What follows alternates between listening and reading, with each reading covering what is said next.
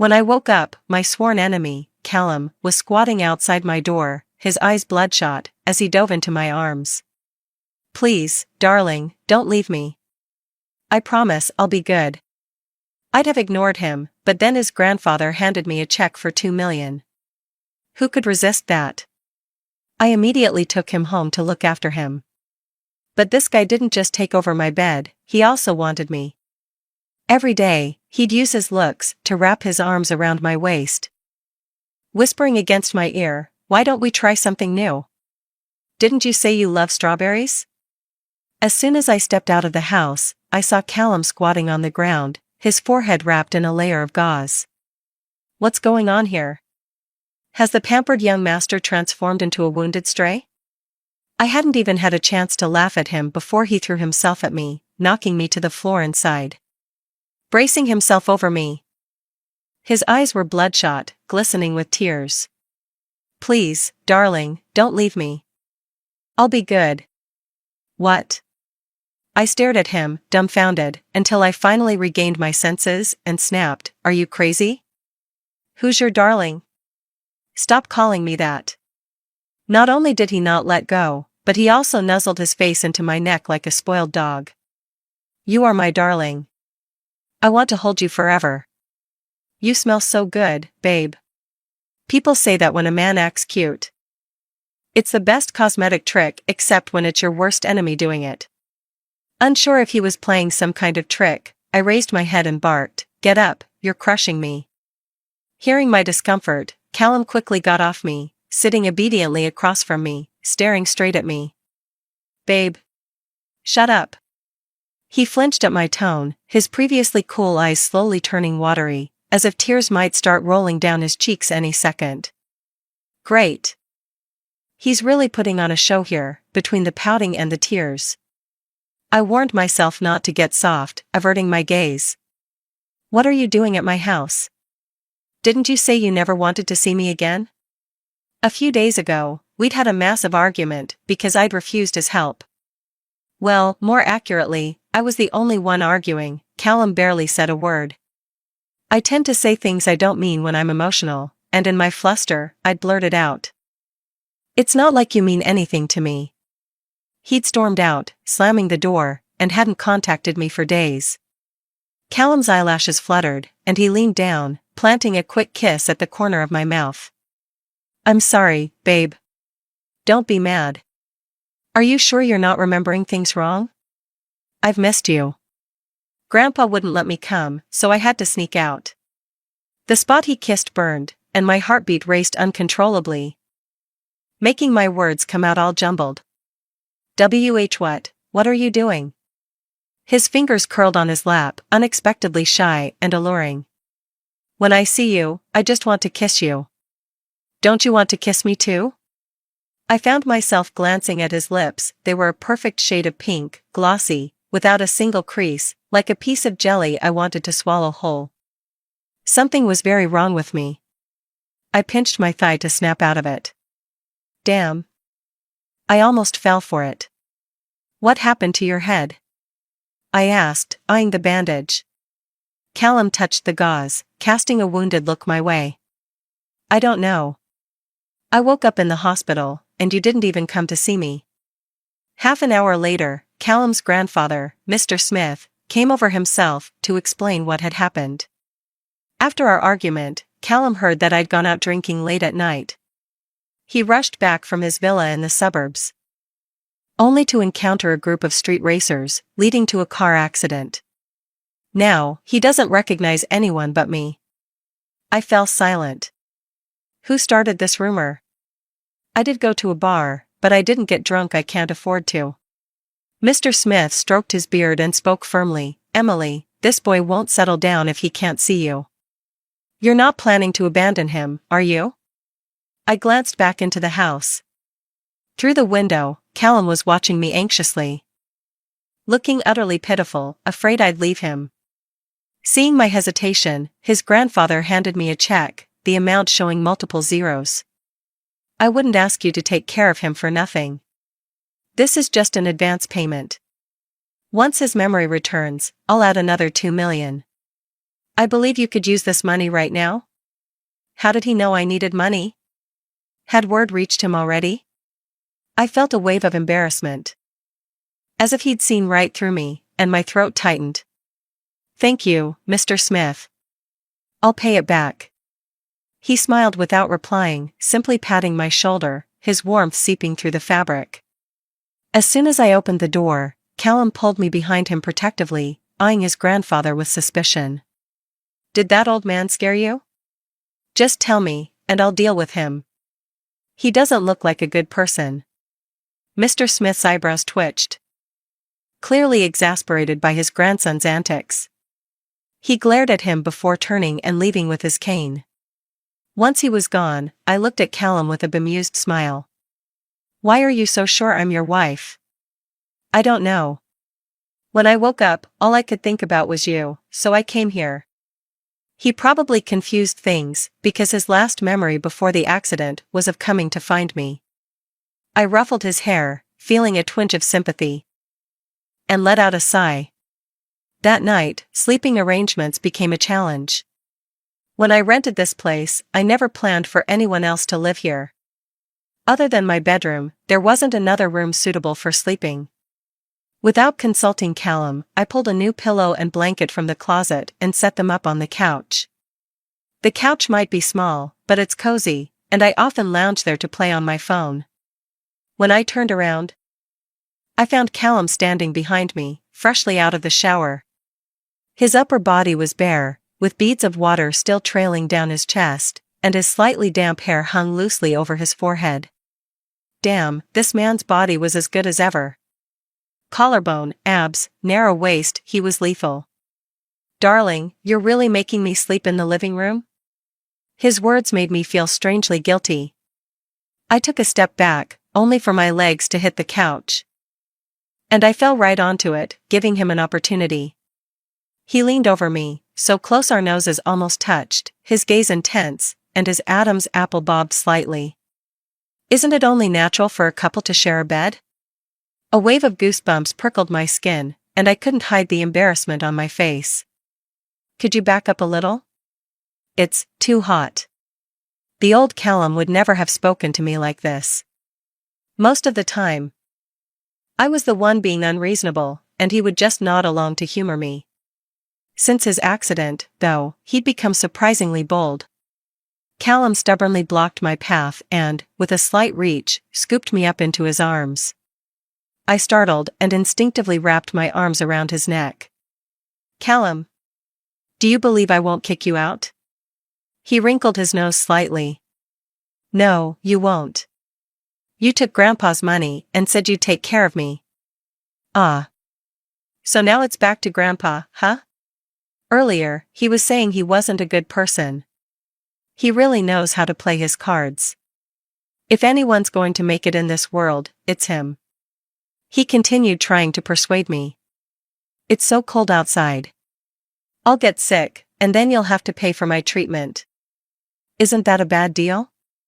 He had a point. This young master is far too precious. I couldn't risk him getting hurt. What if Mr. Smith doesn't pay me the balance? Fine. Go back to your room. 10 minutes later, Callum stood over his pink bedding on the floor, looking dumbfounded. Baby, you really want me to sleep here? What, you thought you'd be sleeping in my bed? Don't push your luck. Besides, we weren't actually a couple, and sharing a bed would be way too awkward. Seeing that I wasn't budging, he sulked and curled up on the floor, turning his head away from me. I ignored him, pulling my blanket over my head, tuning him out entirely. Sleeping in the bed? That would cost extra, wouldn't it? I slept in late, waking to the phone vibrating nonstop on the nightstand. Groggily, I fumbled for it, and someone helped me answer and held it to my ear. Where the hell are you? Mr. Michael has been waiting all morning. Are you trying to drive your mother to her grave? You have 30 minutes to get ready and look stunning this time, you must secure him. I jolted upright, fighting the dizziness, and replied, I'll be there soon. In my rush, I'd forgotten I wasn't alone in the room. Only after I'd changed and done my makeup did I remember Callum's presence. He was freshly awake, his hair messily tousled, looking so adorably innocent. "What's wrong? Need any help?" he asked. There's no way I could tell him I was off to a blind date. He'd throw a fit. I quickly turned him down. "No need. Just wait for me here, and I'll bring you back those cinnamon rolls you love." Without giving him a chance to respond, I hurried out the door, missing the disappointed look that dimmed his eyes. At the private dining room, Mr. Michael studied me for a moment before he finally spoke. "Ms. Emily, I'll be direct. Although your family's finances have collapsed, you're still a respectable match, and my family is willing to extend an olive branch. However, I'd expect a marriage arrangement that allows me my freedom. Surely you understand?" How could I not? My parents were exactly like that, a picture-perfect couple to the world, but beneath the surface, their relationship had long since rotted away. I smiled faintly, taking a sip from my glass to clear my throat. "What other expectations do you have? My family's values are more traditional. This makeup you're wearing today, for example, would be best left outside the home. My mother and grandmother don't appreciate it. Though this is a marriage alliance, I'd still expect you to be a dutiful daughter-in-law." The thought was suffocating, and I wanted to run. He was talking about carrying on with other women while claiming his family held traditional values. I glanced at my reflection in the glass behind him. There was nothing wrong with my appearance, if anything. I could have gone for an even bolder look. But to avoid him going off to gossip with my mother, I agreed, "That's all fine. As long as we get married, I can meet your conditions." All I cared about was getting the money for my mother. Just as he was about to lay down more demands, the private room door opened. Callum strolled in, pulled out the chair beside me, and sat down, stretching his long legs and resting an arm casually behind my chair. "What a coincidence, Michael. Here for a meal too? Looks like there aren't any free tables. Mind if I join you?" I wanted to drag him out, he was embarrassing me to death. He calmly reached into my bowl, picked up a meatball, and popped it into his mouth. I panicked, worried he'd say something outrageous, and quickly clamped my hand over his mouth. "Shut up and eat. Don't say a word, and don't ask anything." Callum didn't seem fazed. Instead, his tongue flicked lightly against my palm, sending warmth straight to my ears. I pinched his side, twisting hard until I felt his muscles tense. "Michael, let's continue our discussion. Do you have any other concerns?" I asked, trying to steer things back on track. He adjusted his gold-rimmed glasses, his gaze flitting between Callum and me.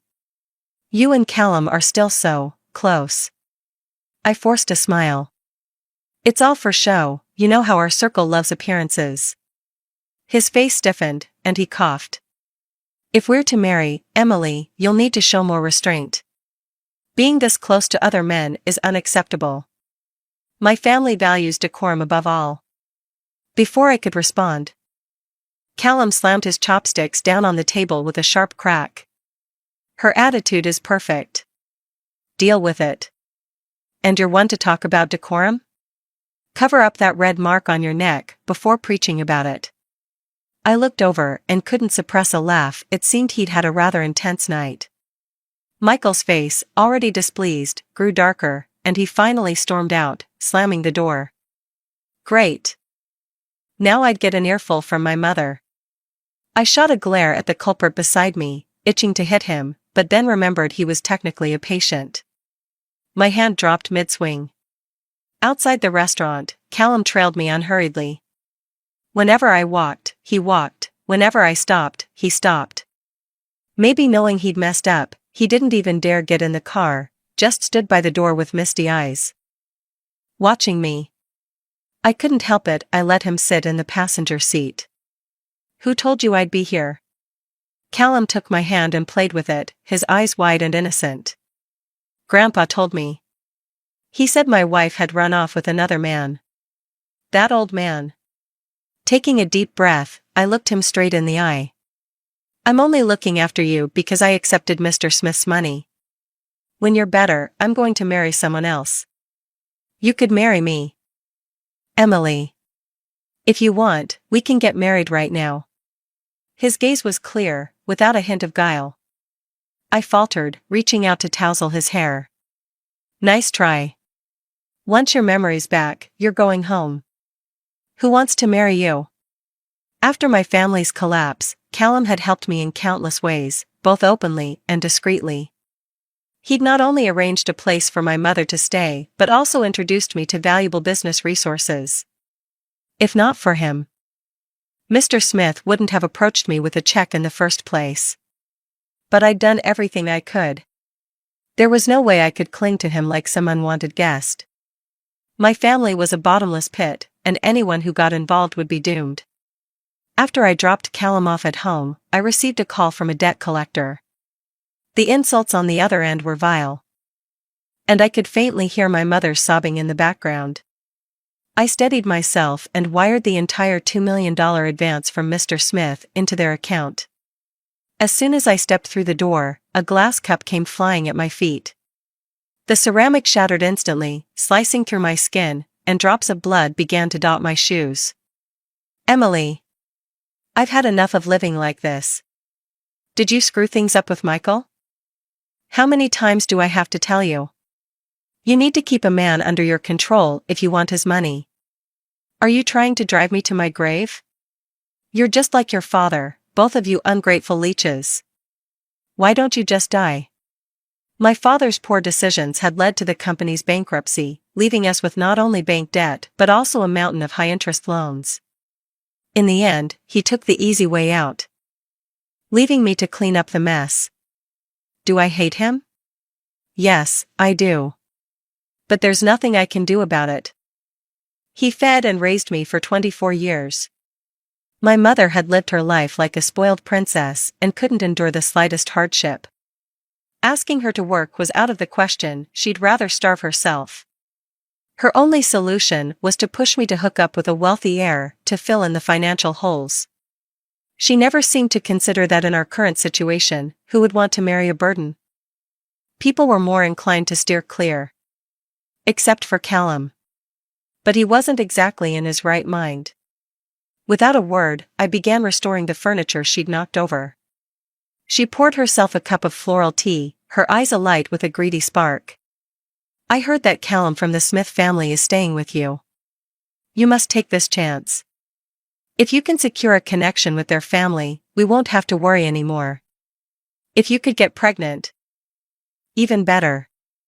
Imagine if you had a son. Mom. My emotions surged, and my head buzzed with her words. Are you that eager to sell your daughter? Have I made things so hard for you? I'm the one paying off all this debt. Have I ever asked you to help with even a cent? She looked at me in disbelief, stunned by my retort. I see what this is. You think you're all grown up now, and I'm just dead weight, don't you? You may look decent now, but in 10 years, who'll look at you? You wouldn't even make decent tips as a hostess. I couldn't believe these words were coming from my own mother. Each one cut deeper than the last. I took a deep breath. Mom, I don't mind if you remarry. You could go find some rich fool yourself. Why does it have to be me? I barely graduated, and I'm already saddled with debt. Do I have to sell myself to make you happy? This isn't fair. Do you think it's been easy for me? Raising you? And do you think it's easy for me? Aside from paying off debts, I had to cover her daily expenses, which were several times what a regular family would need. And on top of that, I had to meet all these heirs she introduced me to. It was exhausting mentally and physically. The stress she put on me was worse than the debt itself. I won't be coming over for a while, I said. And I won't be giving you any more money. If you need it, get a job. You're trying to kill me? If that's how she saw it, so be it. Life was already a mess. I was still working on my project, but the partner hadn't signed the contract yet. When I arrived at the restaurant, I finally understood why. I quickly sent Callum a message, "If I don't call you in half an hour, come get me." The department head from Tesco eyed me with a smirk, but it didn't reach his eyes. "Emily. You're quite capable now. Surely 2 drinks wouldn't be too hard for you?" I used to have a high sense of pride and detested discussing business over drinks. Why not just handle business matters directly? Now that I'd lost my leverage, I understood what it meant to be forced to bow. I raised my glass and lowered myself, saying, "Mr. Adam, I've worked on this project for a long time. And we're so close to finalizing it. I know Tesco is a top player in the industry, and people are lining up to work with you. But I'd be grateful if you could give me this chance." By the time I finished speaking, I'd downed a full glass of red wine. My throat burned, and my stomach ached sharply. He leaned back, lit a cigar with his left hand, and slid his right hand over mine. "Let's see just how sincere you are." Taking a deep breath, I pulled my hand away, poured another glass, and raised it. "I'm very sincere. It's just a matter of whether you'll grant me the honor. I'll keep drinking until you're satisfied." He chuckled coldly, dropping all pretense, and threw a hotel room key card on the table in front of me. "The project or your dignity? Your choice." My lips tightened, and I couldn't hold back anymore. I poured the wine over his head. "Choose yourself. You creep. Take a look in the mirror and see the mess you are before you try to pull stunts like this. Think you're up to it? Like a mudfish in a little salt water, thinking you're high-class seafood. Drain the water from your brain before speaking to me again." His face turned livid as he grabbed my hair and shoved my head toward the table. "I've lived too long to let a brat like you disrespect me," he sneered. I exhaled, grabbed his pinky, and yanked it backward. A loud snap echoed as the joint dislocated. Then, I lifted my foot and kicked him in a particularly sensitive area, finishing with an over-the-shoulder throw. After pretending to be weak for so long, I'd nearly forgotten I was an amateur Sonda champion. By the time Callum rushed over, I was sitting on the floor, slapping Adam's face with my shoe. He helped me up, checking me over from head to toe. "Are you okay? Did he hurt you?" I shook my head, pointing at Adam, who was still writhing in pain. "No, he's the one with a problem." Callum's gaze landed on the lipstick-stained wine glass and the hotel key card. His expression darkened, his aura so intense it was intimidating. He pressed his foot down on Adam's injured hand, grinding it mercilessly. "Like giving out room keys? Enjoy handing out drinks?" Adam shrieked, "I'm sorry, I won't do it again. I swear." Callum tossed him to his assistant by the door. "Take him back to his office and ask if this is how he trains his people. I'll pay him a visit soon." I'd almost forgotten that the sweet, harmless Callum was also the son of the Smith family, the heir to the Smith Group. On the way home, the alcohol began to hit me hard, leaving my mind foggy and my limbs unsteady. Callum scooped me up around the waist and gently placed me in the back seat. His familiar citrus scent filling my nose. It seemed he'd been sneaking my body wash again. A strange warmth spread through me, and before I knew it, I was curiously touching his earlobe, then tracing the line of his Adam's apple as it bobbed. Callum's breath hitched, and his eyelids fluttered as he grabbed my wandering hand. "Sit still. No messing around." Fine, I muttered. Once we got home, I wasted no time pinning Callum against the door. Standing on my tiptoes, to bite his shoulder. He sucked in a sharp breath, his voice dropping to a murmur near my ear, "Take it easy, babe. No need to rush." I pressed my head to his chest, clutching his shirt tightly. Why is everyone out to hurt me? Am I some soft target they can just crush whenever they want? A flood of emotion surged through me, twisting in my chest like a painful knot. All I wanted was to survive. Was it really that hard? When my family first went bankrupt, debt collectors would come knocking, eyes gleaming with malice as they demanded payment. They'd even leer at me and my mom. I'd stood in front of her with a knife, ready to act if any of them crossed a line. Thankfully, they'd been intimidated enough not to push me to the edge. Callum had rushed back from overseas the moment he heard, offering to pay off the debts. But I'd refused. My dad's poor decisions hadn't only hurt him, they'd impacted Smith Group as well, causing them significant losses. I couldn't be that selfish. Callum pulled me into his arms, his lips grazing my ear with a gentle, reverent kiss. Babe, I'm very rich. Haven't you thought about turning me into your personal ATM? You wouldn't have to struggle so hard. Babe? No one had ever called me that before. Not even my parents. Who'd always used my full name. If I had my way, Callum, I'd rather you never remember. What are you getting at? I'm like a bottomless pit right now. There's no way I could pay you back. If you remember everything later, I'd be powerless, even if I sold myself. He chuckled, brushing a kiss against my lips.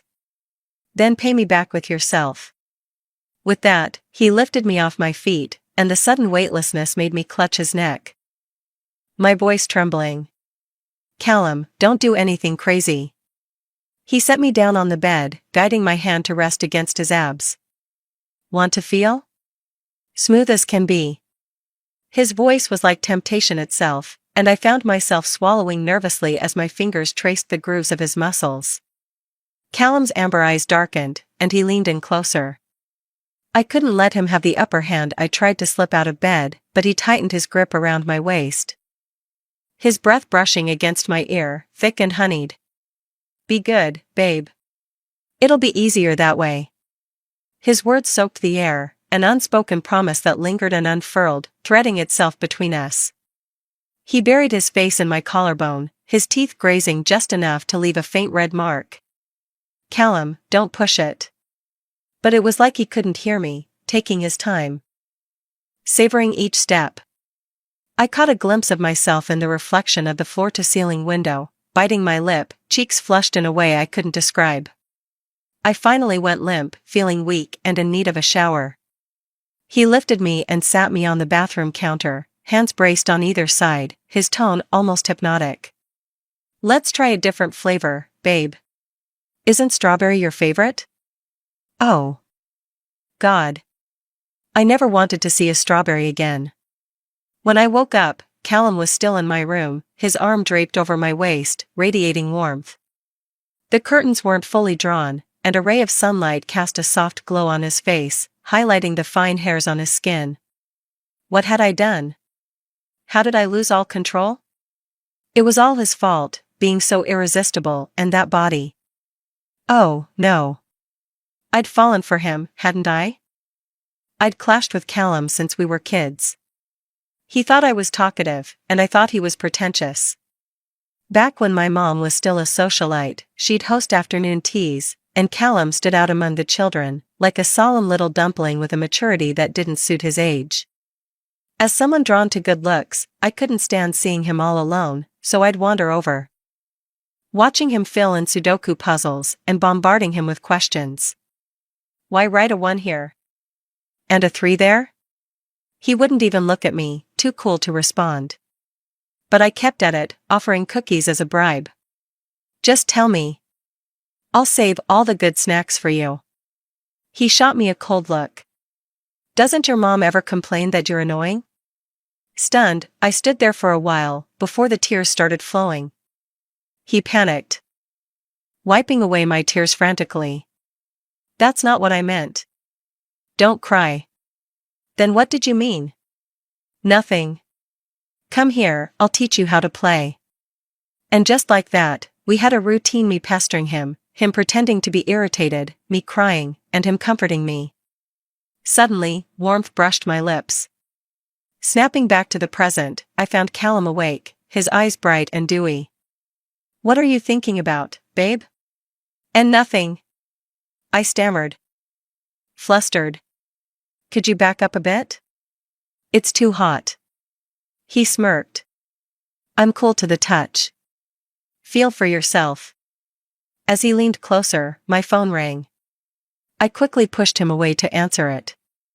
Emily, Mr. Adam came in first thing this morning to sign the project. His attitude did a complete 180, and you'll receive a 10% commission on future sales. I exhaled in relief. I'd been working on this project for 3 months, creating countless proposals. Finally, a positive outcome. This money would help pay off a chunk of the debt. There was no doubt Callum's influence had turned Adam's attitude around. I drew the curtains fully open, sunlight flooding the room. I squinted, turning to look at Callum. "Thank you, Callum." He leaned in and kissed me, his eyes sparkling, capturing my reflection in them as if that was all he needed. 2 months had passed, and there was still no sign of Callum's memory returning. I was getting anxious. If he didn't recover, how would I get the remaining payment? "Are you really sure you don't remember anything from before? You're not just faking this, are you, making me do everything for you every day?" He rested his chin on my shoulder, fiddling with his game controller. "I think it's the other way around. I'm the one doing all the work, while you hardly move at all." The warmth of his breath against my neck stirred something inside me, and I cleared my throat. "Why don't we go to the hospital tomorrow? This can't go on. Your company has so many things waiting for you to handle." There was no response, and in his game, Mario ran straight into a turtle. Game over. I turned to look at him, noticing his expression had darkened. "What's wrong? Are you feeling unwell?" His gaze settled on my face, his eyes slightly red. "Do you just want to get rid of me? You don't want to be with me anymore?" Since when had he become so sensitive? I softened, trying to comfort him. "Of course not. I want to be with you more than anything. I just think a follow-up might help. If your memory comes back, great, and if not, we can make other plans." "What other plans?" Like convincing his grandfather to increase the payment. After a lot of coaxing, I managed to bring Callum to the hospital for several tests. When the results came in, the doctor informed us that he was in perfect health, no issues at all. His head had healed well, and all his indicators were normal. "Then why can't he remember anything except me?" I asked. The doctor adjusted his black-rimmed glasses, looked at the report, then at Callum, and delivered his diagnosis without mercy. "It's likely just a case of being love-struck." "What? Love-struck?" We hadn't even entered the house when I noticed the lock had been tampered with. Assuming it was a break-in, I was ready to call the police until I spotted a familiar pair of high heels on the shoe rack. I pushed open the door to find my mother sitting comfortably on the sofa. "Mom, what are you doing here?" She scoffed. "I came for money." "Of course. You haven't been replying to my messages or calls. Are you trying to sever ties with me?" Even though I'd said I wouldn't give her another cent, I couldn't quite stick to it. After paying off some debts, I'd sent her several thousand extra. "Already gone? I don't have any more money to give you. Go earn it yourself. If I'm not mistaken, there's someone in your complex looking to hire a housekeeper." She strode over and slapped me hard across the face, the sting sharp as blood gathered at the corner of my mouth. Callum moved to pull me behind him, but I pushed him away. I wanted to hear what else she had to say. "You're telling me to work as a housekeeper? How did I raise such an ungrateful child? I should never have given birth to you. I didn't ask to be born. Don't try to make it sound noble. Didn't you sneak into my father's bed, thinking you could trap him by getting pregnant?" She'd assumed that being pregnant would tie down the man she loved, but it hadn't worked. My dad continued his affairs openly, parading women in and out without a second thought. Some even had the audacity to show up at our door. To keep my father at home. She'd often made me pretend to be sick. When she thought it wasn't convincing enough, she'd throw me into the bathtub and run cold water over me until my face turned pale, just so she could call him to come home. Her face twisted with rage, all traces of her former elegance gone. "I never imagined that after 10 months of carrying you, you'd turn out to be such a vile child." "Yes. I am vile. Vile enough to take you to the hospital when you were sick, to stay by your side day and night, to pay off your debts every month, to put money in your account while barely spending anything on myself. Is that good enough for you, Mrs. Lee? I stepped aside, clearing her path to the door, my gaze cold. You can act as if you never had me. Don't come here again. Emily Swan. What do you mean by that? Exactly what it sounds like. You hate me, and I hate you. Let's just stay out of each other's lives. Or you can take me to court, then half of Dad's debts will fall on you too, and I'll have an easier time of it. Panic crossed her face as she grabbed my sleeve. I didn't mean it like that. You don't want your own mother left without food or shelter, do you? And why should that matter? She'd made her own choices. I shook her off. Just go. Don't make me call the police. You wouldn't want your friends to see that, would you? Still unwilling to leave, she tried to argue, but Callum stepped in. Auntie, Emily may be kind, but that doesn't mean I am. I suggest you know when to stop. Just when I thought we'd finally be free of her. She picked up a vase from the entryway and hurled it at me. The pain never came. Callum had pulled me into his arms, shielding me as the vase shattered behind us. My mother turned pale with fear, fleeing without even putting on her shoes. I grabbed his hand and tugged him toward the door. Let's go to the hospital. Your head wasn't in the best shape to begin with, what if you got hurt worse? He didn't move, his dark eyes fixed on me. Steady as the stars, and it made my heart lurch. It seemed Callum's memory had returned. In the private ward of a high-end hospital, Callum lay on the bed, surrounded by a small army of doctors summoned by Mr. Smith. The room was so crowded there was hardly any space left for me to stand. Mr. Smith, Callum is completely fine, and his memory has fully returned. Since he was all right. There was no reason for me to stay. I'd come back another day to discuss the final payment with his grandfather. On the way home, I bought a cinnamon roll, but after just a couple of bites, I felt nauseated and couldn't keep it down. The taste was nothing like it had been when I shared them with Callum. I found a bench near my building and sat down. After dinner, Callum used to drag me out for a walk, and when I got tired, I'd collapse on this very bench, whining for him to carry me. Those memories felt like they'd been frozen in time now that his memory had returned. A dull ache of loss and bitterness swelled in my chest. Damn it. He hadn't even tried to ask me to stay. Typical men are so heartless, using you until they're done and tossing you aside. It didn't matter. After all, we weren't from the same world anymore. I'd even seen a news article recently about the Smith family planning a marriage alliance. It wouldn't be long before he married some other woman, right? The most important thing now was to get my final payment. The debt collectors wouldn't care about anything else. It took me a week to work up the nerve to call Mr. Smith. Hello? Why was Callum answering? Is Mr. Smith there? I need to talk to him, please pass him the phone. Grandfather is on vacation in the mountains. I'm handling all electronics for him at the moment. What do you need? His voice was warm, smooth, and oddly tender. I felt a bit embarrassed. Well, he still owes me $2 million. He said he'd pay the balance after you regained your memory. Come pick it up. I'm at the office. Honestly, I was a bit nervous. I'd done plenty of questionable things, while he'd had amnesia. What if he wanted to settle the score? But for the money, I swallowed my pride. The route to his office was direct and smooth, and soon I found myself outside Callum's door. He was in the middle of a video conference. The voice on the other end was speaking a language I didn't understand, probably something for an international meeting.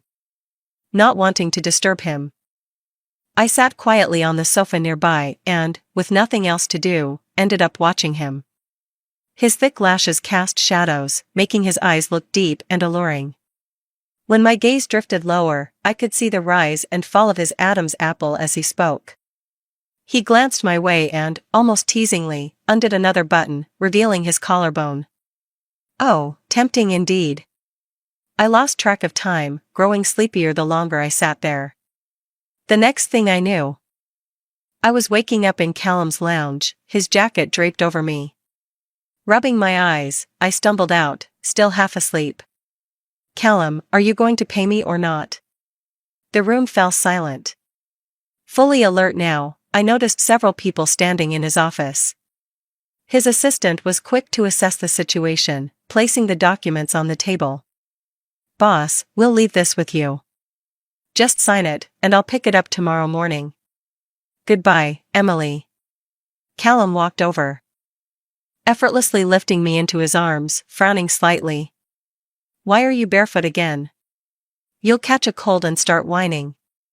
I avoided his gaze, worried he'd hear my heart hammering. He carried me back to the lounge, where only the neon glow from outside spilled in, casting a dim light over the room. "Why are you so warm? Do you have a fever?" he murmured, pressing the back of his cool hand to my forehead. "And no. I'm just hot. Could you back up a little?" "Now, about that payment," I said, forcing my voice to steady, "I have other things to do." Callum leaned in, his tone almost hypnotic. "So all we have between us now is money? Nothing else you'd like to tell me?" I was cornered, my back against the door with no escape. "No." He crouched down to eye level, his gaze filled with unreadable emotions, his voice husky. "Well, I have something to say. Emily Swan. Do you hate me? Did you hate me so much that you wouldn't even visit me after I got hurt?" His words hit me squarely, and I twisted my hands behind my back, anxious. "You don't lack visitors." The day after he got injured, I'd sneaked back to the hospital, only to find several socialites surrounding his bed, peeling apples. "But I only wanted you to visit." The breath caught in my throat, and I looked up sharply. "What do you mean?" He gave me a sad, almost bitter smile. "What else could it mean? Emily, don't you see how I feel about you? I only like you. And then, I still like you." "Wait, what? Callum likes me?" I'd felt something for Callum once, especially in our last year of high school. During that time, my parents were constantly fighting, turning the house into a wreck. I couldn't stand being at home, so I started hanging out with a rough crowd, skipping classes, and letting my grades slip. My mental state deteriorated as well. Then Callum found me. I don't know how or why he came looking, but he did. "Emily, do you even know that university applications are coming up? You're already not the brightest, and if you keep messing around, you might as well forget about applying." I lowered my head and let him lecture me, tears silently rolling down my cheeks. It was strange. I usually acted fierce around him, always challenging and provoking him, but when it came down to serious moments, I was a coward. Callum sighed and pulled me into his arms, gently rubbing my back, again and again. "It's okay. It'll all be all right." After that, he showed up at my classroom door every day, making sure I didn't skip out. "Come on, back to the books. Run off again, and I'll break your legs." I'd stick my tongue out at him, secretly overjoyed. Just when I thought everything might work out naturally, Callum threw himself entirely into his plans of becoming a CEO, shutting out any hint of romance. Frustrated, I started picking fights with him again, acting out. Then, when my family went bankrupt, I shelved every last dream I'd had. Too afraid to even hope. I never imagined he'd have these feelings for me too. Turns out, he was just hiding it well. My eyes misted over, and I shot him an accusing look. "Then why didn't you stop me from leaving? You didn't even call me." Callum glared back. "Why don't you pull me out of your blocked contacts before you say that? There were so many people that day, I didn't realize what was happening until you were gone. You ran so fast. I couldn't catch you." I stood on my toes, wrapped my arms around his neck, and tried to cover up my embarrassment with a bit of playfulness. "Don't be mad. Just hug me." He lifted me, bringing us face to face, his warm breath tickling the back of my ear. "I'm exhausted. I haven't left the office in a week. I desperately need to recharge." I swallowed. And, how are you going to do that? The next second, his lips met mine in a searing kiss. Lately, Callum had been holding off on signing one of my contracts, and my coworkers suggested I have a private word with him. That night, I slipped into some loungewear and went to his study.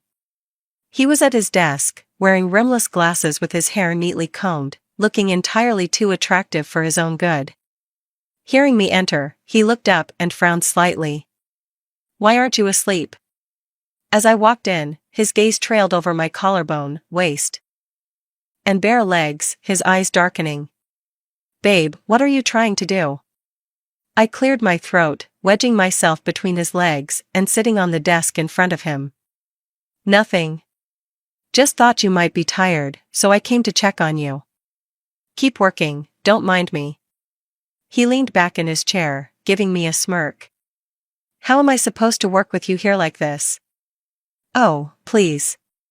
If you can't resist a little temptation, how do you expect to be a CEO?" Callum's lips quirked in a barely concealed smile. "Babe, I should remind you that you're currently sitting on the contract you sent me." I was just about to sign it. "What?" I moved to get up, but he swiftly rose, pressing my shoulders back down against the cool surface of the desk. The cold stone against my back sent a shiver through me, and I instinctively tensed. His fingers traced my waist and then my collarbone. And the world around us blurred, drawing me in deeper. With his lips brushing my ear, his voice was like a hook, laced with something dangerous. "What are we going to do now? The contract's a bit smudged." I clutched his shirt weakly, whispering, "I'll print a new one tomorrow." "Good." My mother didn't stop harassing me for money, but I never gave her another cent. For me, family bonds were something I'd never truly experienced growing up. So I didn't feel I needed them now. I didn't invite her to the wedding. It was Mr. Smith who walked me down the flower-lined path. Later, I heard she'd shown up, causing a scene and cursing me, calling me an ungrateful daughter doomed to a miserable life. The guests just thought she was some madwoman and quickly avoided her. Callum hadn't wanted to cut ties with her completely, but this time he was resolute, ordering security to throw her out without hesitation. Days later, she was summoned to court. Apparently, she'd been involved in more unsavory activities than I knew, enough to put her away for a few years. By the time I heard about it, I felt nothing, just a detached sense of irony. I shut off my phone, casting a playful glance at Callum. He'd just come out of the shower, wearing only a loose pair of lounge pants.